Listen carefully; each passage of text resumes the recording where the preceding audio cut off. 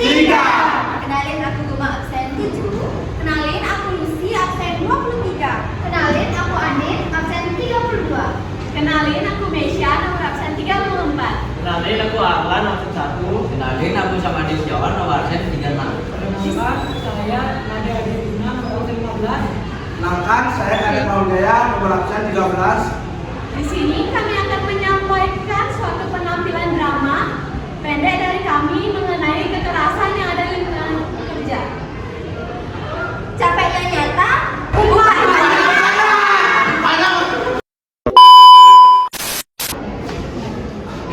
Lucy, pulang yuk, udah sejam.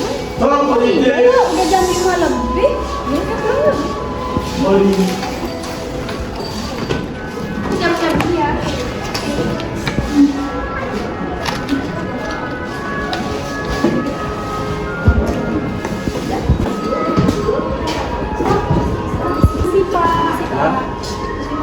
Kami izin pulang ya, soalnya jam pulang kami sudah selesai.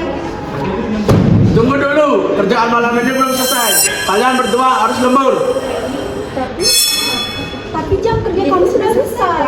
Ya, anggap aja itu sebagai hitungan loyalitas. Tapi kami tetap dapat uang lembur kan Pak, seperti biasa? Kalau kalian nggak mau ikut aturan, banyak yang ingin menggantikan posisi kalian. Udah deh Pak, kami sering lembur, tapi tidak mendapatkan upah. Iya, kalau nggak mau mundur diri aja. Apa yang susah? Yaudah Pak, Ya.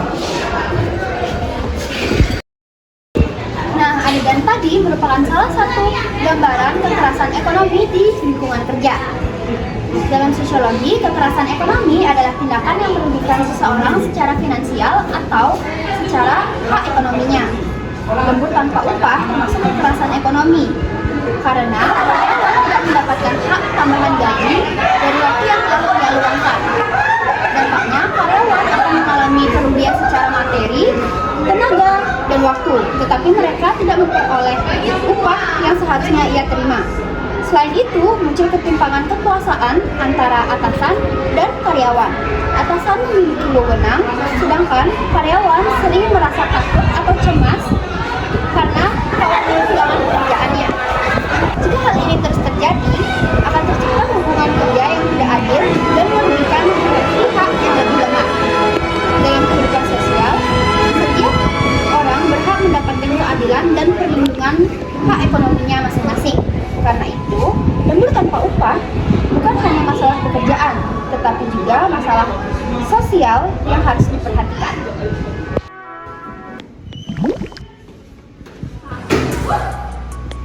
Coba deh kalian bayangin kenapa nggak aku aja yang dipilih buat naik jabatan? Kenapa harus dia? Padahal aku loh yang kerja paling lama di perusahaan ini. Aku juga yang paling rajin kerja di sini. Yang dipilih pasti orang baru itu lagi kan. Tapi kalau nggak salah, katanya dia dekat sama pimpinan. Itulah masalahnya, ini bukan soal kemampuan, tapi soal sistem. Sistem? Ya, dalam kekerasan ini disebut dengan kekerasan struktural. Tidak menggunakan fisik, tapi diperlakukan tidak sama rata. Walaupun kita kerja keras, tapi kalau sistemnya berat sebelah juga percuma. Jadi jadi sia-sia gitu. Oh, jadi ini ketidakadilan dalam struktur organisasi. Ya, lingkungan kerja seharusnya memberi kesempatan yang sama sesuai dengan kemampuan, bukan karena kedekatan. Adegan tadi menunjukkan kekerasan struktural di lingkungan kerja. Dalam sosiologi, kekerasan struktural adalah ketidakadilan yang terjadi karena sistem adil atau kebijakan yang tidak adil. Tidak ada kekerasan fisik, tetapi struktur organisasi membatasi kesempatan seseorang. Ketika promosi jabatan lebih dipengaruhi kedekatan daripada kemampuan, maka terjadi ketimpangan kesempatan. Hal ini dapat menurunkan semangat kerja dan menciptakan lingkungan yang tidak sehat.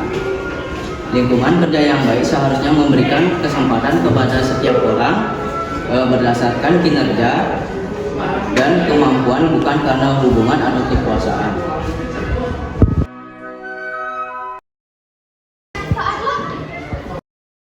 Maaf ya Pak, laporan tadi masih banyak kurangnya, nanti saya perbaiki deh. Gimana sih kamu tuh videonya nggak betul? Mending tempat yang aja. Mending kamu tuh jadi tempat yang aja.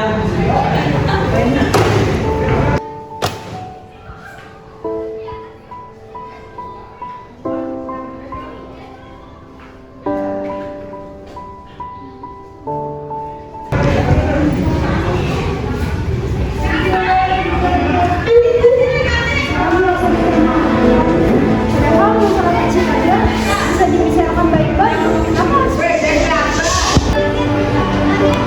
Nah, adegan tadi merupakan salah satu contoh kekerasan terbuka yang ada di lingkungan kerja. Di dalam sosiologi, kekerasan terbuka atau kekerasan yang dilakukan secara langsung atau terlihat jelas, seperti menghina, membentak, mempermalukan seseorang di depan orang lain. Walaupun tidak terjadi kekerasan fisik, tetapi kata-kata kasar dan penghinaan bisa melukai hati seseorang. Jika hal ini dilakukan di dalam pekerjaan, karyawan bisa merasa stres, tidak nyaman, dan juga lingkungan kerja pun merasa tidak sehat. Tempat kerja yang baik seharusnya mengutamakan komunikasi yang sopan, saling menghargai, dan menyelesaikan masalah dengan cara yang profesional. Nah, ada pun cara pencegahan kekerasan di dalam lingkungan. Yang pertama yaitu kekerasan ekonomi. Kira-kira apa aja ya cara pencegahannya? Contohnya, gaji tidak dibayar dan upah dipotong sepihak. Kira-kira apa aja pencegahannya? Nah, yang pertama, buat perjanjian tertulis dan jelas. Yang kedua, bayar upah sesuai aturan dan tepat waktu. Dan yang ketiga, sediakan tempat pengaduan bagi karyawan. Yang kedua, ada kekerasan struktural. Contohnya, peraturan yang tidak adil. Cara pencegahannya, yang pertama, buat kebijakan yang adil dan diskriminatif. Yang kedua, promosi berdasarkan kemampuan. Dan yang ketiga, sediakan tim khusus untuk pengaduan. Selanjutnya ada kekerasan terbuka. Contohnya, memaki dan mengancam. Cara pencegahannya apa aja ya? Yang pertama, buat sanksi yang jelas. Terus yang kedua, buat larangan. Kekerasan di tempat kerja bukan selalu berupa kekerasan fisik. Bisa juga berupa kekerasan ekonomi, yaitu memeras hak pekerja. Lalu ada kekerasan struktural, yaitu struktur sosial yang tidak adil. Lalu ada kekerasan terbuka berupa makian dan caci maki. Setiap bentuk kekerasan tersebut merupakan hal negatif yang harus dihindari. Di tempat kerja seharusnya merupakan tempat yang aman dan nyaman dan saling menghargai satu sama lain. Maka dari itu kita harus berani bersuara dan mengalahkan semua bentuk kekerasan yang ada di tempat kerja.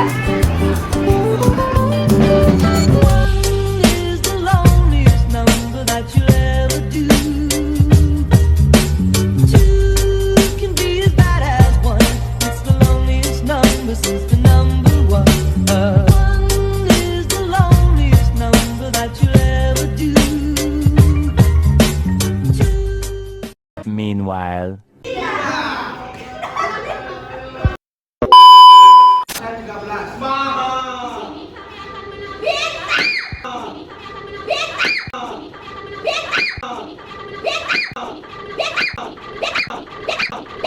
Laura 比我什么叫黑手？